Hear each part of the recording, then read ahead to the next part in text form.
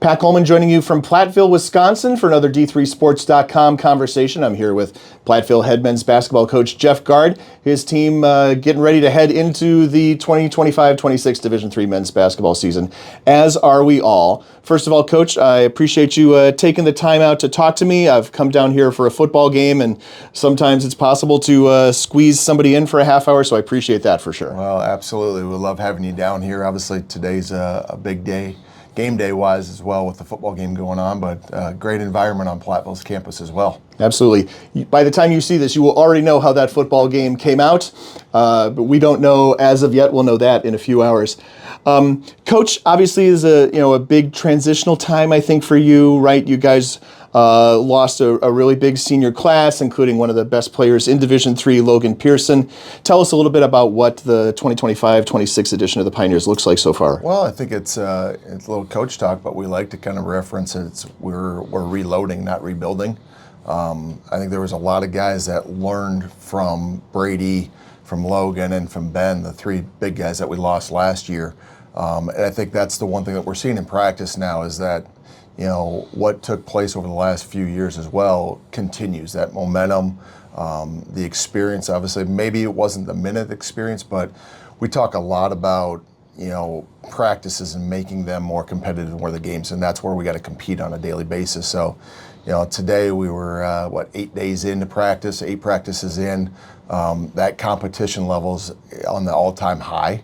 I love the new class that we've got in as well. So kind of a good mixture between that freshman class and obviously those returners as well. You mentioned 8 days, and of course 8 days is kind of a magic number in Division III these days. Did you use your non-traditional segment, your off-season 8 days at all? We did. We actually used 5 of those total days as well. So kind of getting our guys acclimated a little bit. And I think everybody's got their own philosophy on when they want to do those things as well. Do you start them early in September, a couple weeks into it, or I look at it as, we plan to be playing in March. It's going to be a long season as it is. So, strategically, from our lens, trying to control the days that we use and making the most out of them as well. Not just necessarily getting the guys in the gym, but making it where it's a little bit easier for guys to learn things as well. Because the guys will get into the gym on their own anyway. They do, and I think that's the other thing is that you start using them too early, you take away the opportunity for players to be leaders. And that's ultimately, I always say, the best teams are player-led teteams. You did mention playing into March, but of course this year you want to aim at playing into April, right? Absolutely. Good one. You talking about the guys that have gone. You talked about Logan, Ben, etc. I mean, those are guys who had their hand on the ball a lot, right? When crunch time came, or frankly, almost every time down the floor, right? So you got guys who played minutes, but maybe not necessarily guys who had their hands on the basketball so much. Correct. But I think if you look at it, where was Logan able to get his shots? It was because of the counter effects. Obviously playing through the paint, obviously we got returners and Joey Furman and Miles Hedinger. So obviously there's going to be an emphasis. We're still playing through the paint. How do we create shots? Who's going to be that guy? That's where we're still trying to figure things out. But I think we got guys that are pretty confident in what they do. And, you talk about the guys of like a Max Love, who is a first-team all-conference player. Bristol Lewis is obviously – Bristol was, one of the biggest clutch players for us as a true freshman. Even when we lost in the Elite Eight down at Tryon, I mean, he hit some big shots against Case Western in the Sweet 16. So I always felt like even when he was a freshman, there was a stage that the stage was never too big for him. Now he's just matured. And I think that's the fun thing of seeing guys that as they matured through the program as well. I wasn't going to mention Elite Eight at Tryon, but you brought it up, so thank you for. Right. One of the best men's basketball games I've ever seen, or one of the most exciting men's basketball finishes. Obviously, you guys were on the wrong end of that. It was, I think there's a lot of things learned from it. But again, I always look back at it. There's things that we learned as a coaching staff. Our players learned it as well. But hey, there's a lot of people out there that would love to have been part of that game. And we were fortunate to be one of those final 8. And to play in a great environment as well. I think that was the fun piece of it all too. You talked about working through the paint. You got 2 big guys you were mentioning. Are we going to see both those guys on the floor at the same time? What does that look like for you? Well, you'll be the first to see, I guess, if you want to come to a game. So, Okay, so remind me who you open with then. I mean, obviously, we should of course talk about going up to Madison to play. You guys are the WIAC team that gets to play the Badgers this year. Tell us a little bit about that and how special that is for you. This will be the second time around that Greg and I have played each other. Yeah. Obviously, the first time around, we shifted things around a little bit in our league. It was the start of our Guarding Against Cancer games. That was the year following when Dad passed away. Mm-hmm. But now it's become an initiative that the host school or the school in our league that is playing Wisconsin host an event on their campus, and then with that money being raised, going towards cancer initiatives in their counties.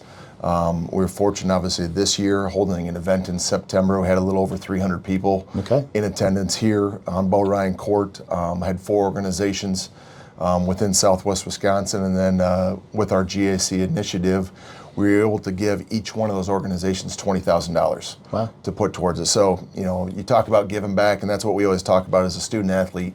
It's not just about you when you're here. How can you impact and make somebody else's life better and give back? And then when you leave here, carry that with you as you move forward as well. So.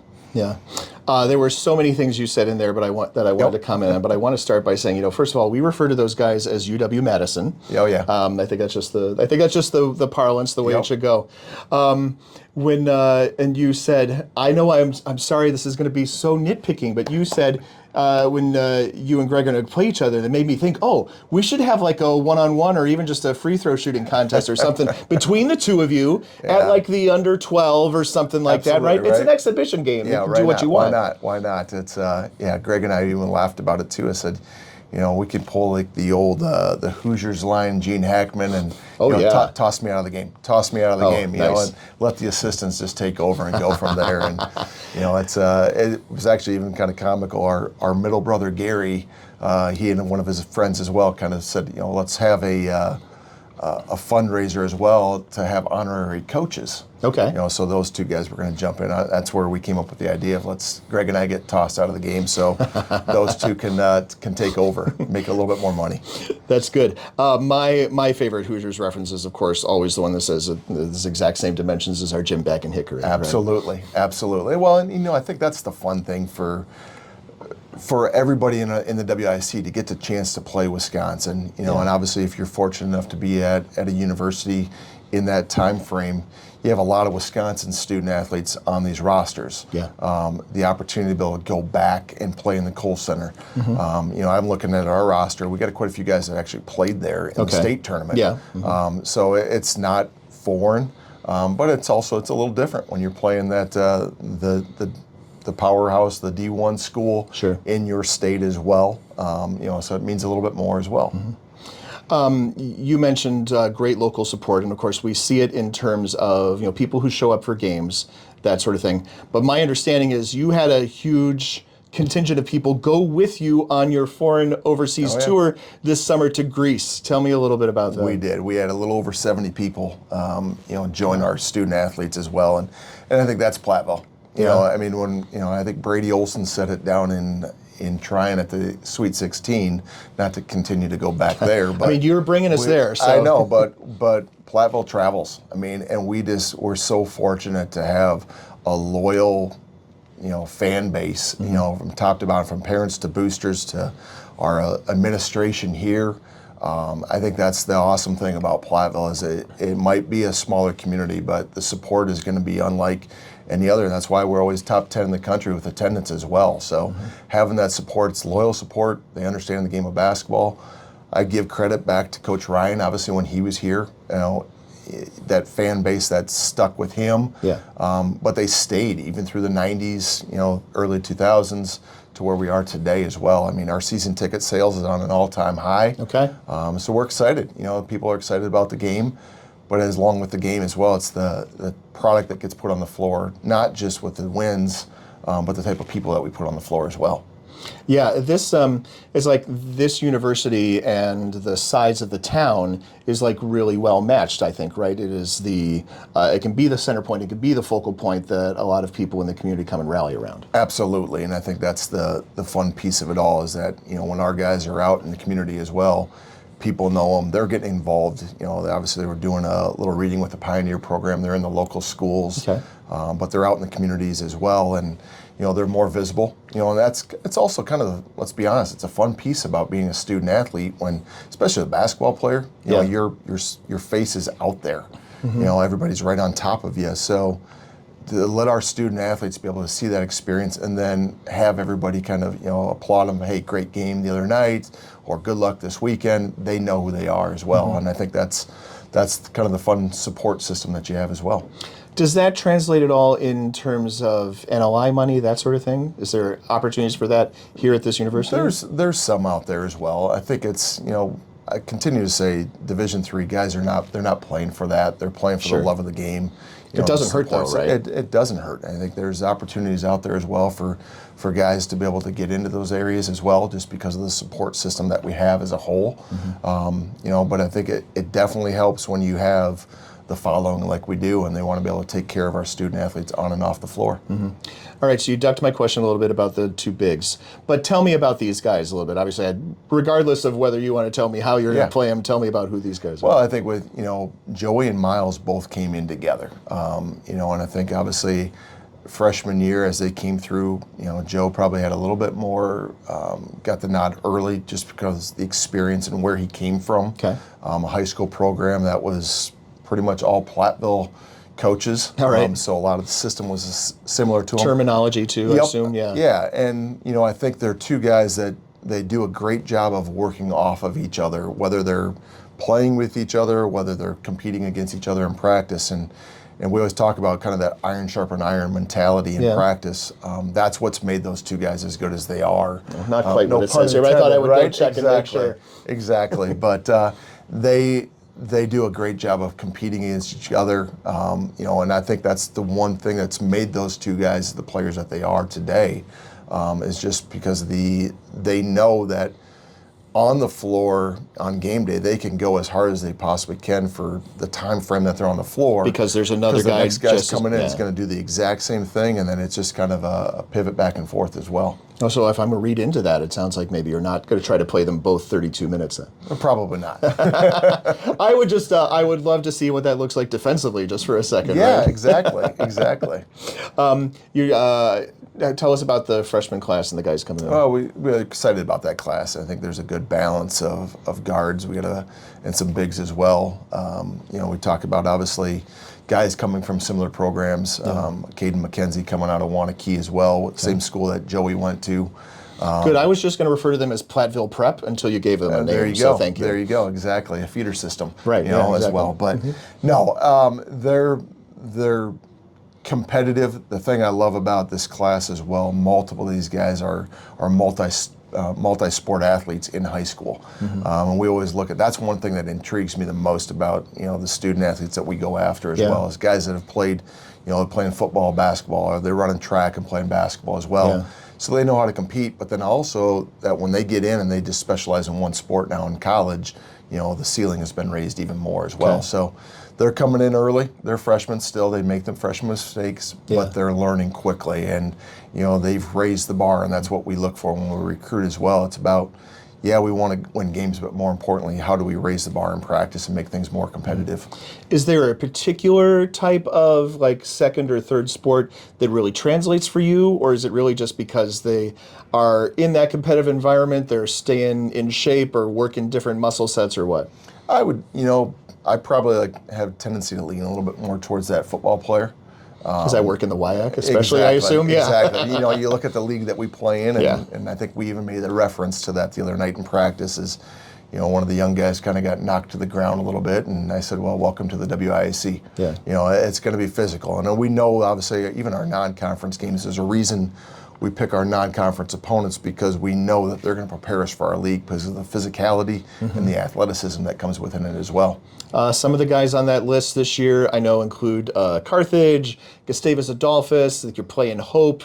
Augustana. Tell me a little bit about the rest of the non-conference We schedule. open up with Nebraska Wesleyan here. Oh, right. Yep. So that's the last time I was here. Correct. Nebraska Wesleyan was here. My apologies. No. For maybe it's you. might You ever be, think it about might that? be. Maybe we'll just have to might be. You're gonna- boycott you from our championship I games. think what we need to happen is to have a faster way for me to get here from the Twin Cities, and I can be here more Absolutely. often. 4.5 hours in December is not really my cup It's a of little tea. I don't different than today when it's 75 degrees outside. 75 degrees out, the road is dry, the sun Yep. is up when we get out of here. Yeah, it is. That's a big part of it. I'd love to be here more often. Absolutely. But no, Christmas break, we'll head out to Worcester as well. I think we open up The Mose Hole Classic. Yeah, absolutely. So we're going out there as well because I know obviously what Coach does out there, putting on a first-class environment. That's a good tournament. Experiment as well. So I think that's a big thing that we're always looking for as well. Who else is at that tournament? We got Geneva's out there and Hanover. Open up with Hanover. Gotcha. So, All right. and we're going to get challenged. Again, that's what we want, obviously, as we prep and get ready And see for different conference play. and see different styles Something of play. different, Yeah. absolutely. And I think that's what it's about. It's especially at the Division III level. It's getting the competition, but also getting your guys exposed to different areas as well. And at Worcester, not to dwell too much on this tournament, but you would get a similar type of crowd Absolutely. and experience from that standpoint that what you'll see in the WIAC on night after night. Exactly, and I think that was one of the things that was intrigued to me is talking to other coaches that have been out there. They said, when it's a Christmas tournament, sometimes you don't always have a large crowd. They do a Yeah, great job. that is with not it. the case there. I've been Yeah. there for that. So it'll be fun for our guys to get out there. The game prior to that, taking that trip, obviously we head out to Holland, Michigan, and play in a big environment. And That's true too. Yeah. We've been playing that one with Greg as well over the last few years, a home and home series, and we make it more than just the game. We'll head out the night before or the day before, stop at Notre Dame, practice, and then head on up to Holland as well. And again, giving our guys at the Division III level, giving them a D1 experience along that journey as well. It's a good thing the shade of blue is slightly different. That way you don't walk off with each other's bags. That is true. It's very orange, very blue, right? Exactly. But it's good. It's good. I'm going to ask you about one of the hot button issues in Division III right now, and that question is: you've ducked it so far. Again, you're very good at this. Actually, I'm kidding, but. How do we pronounce the name of your conference? You've been very good about saying WIAC, which is That's the WIC. Right. I understand that.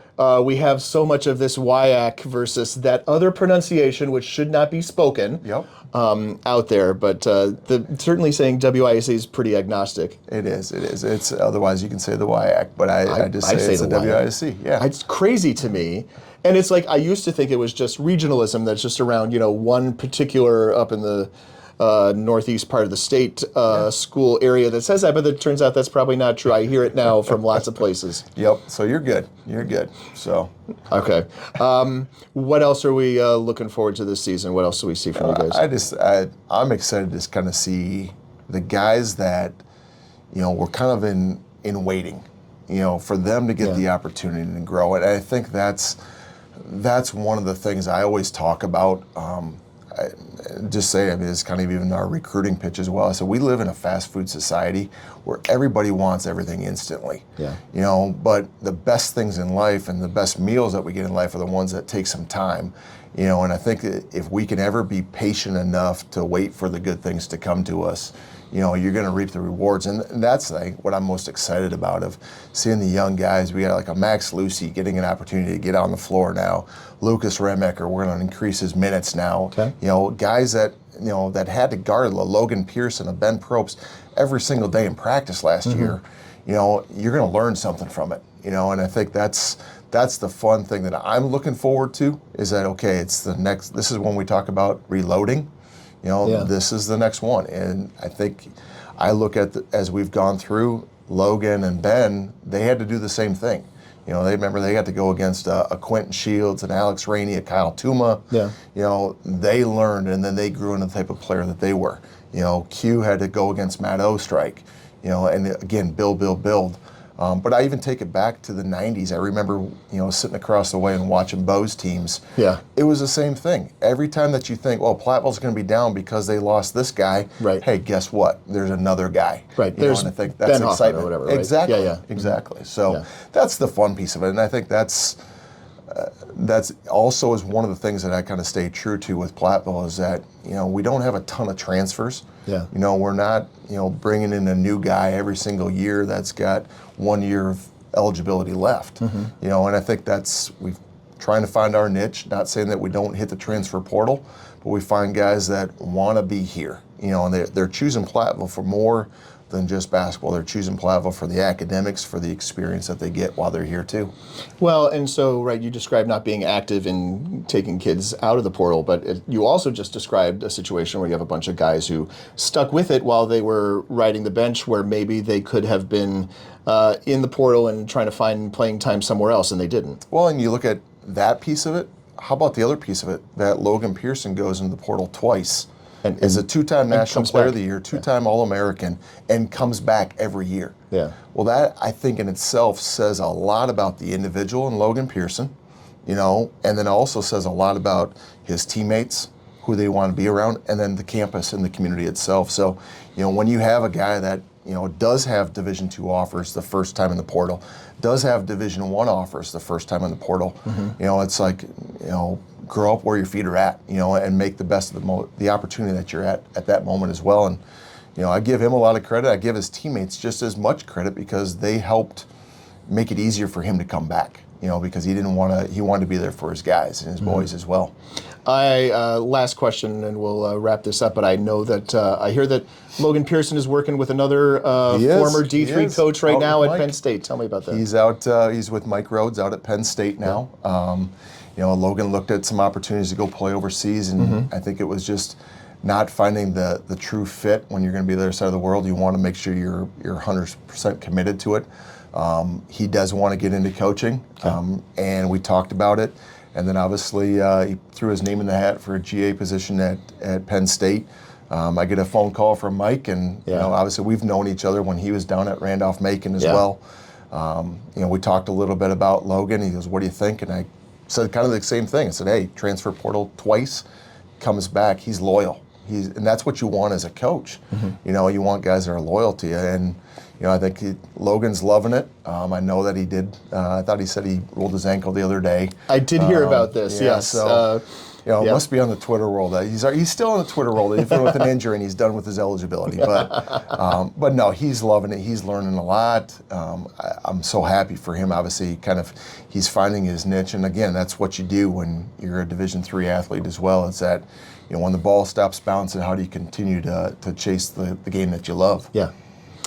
It's Jeff Gard, head men's basketball coach at UW-Platteville, joining us here for another D3Sports.com conversation. Thank you. Thank you.